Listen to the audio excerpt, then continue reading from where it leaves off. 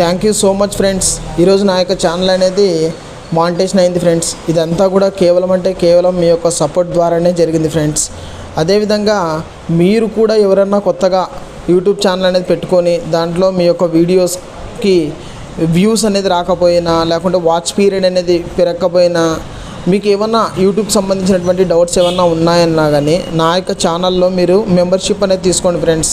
దాంట్లోనే మనం క్లియర్గా డిస్కషన్ అనేది చేసుకుందాం ఫ్రెండ్స్.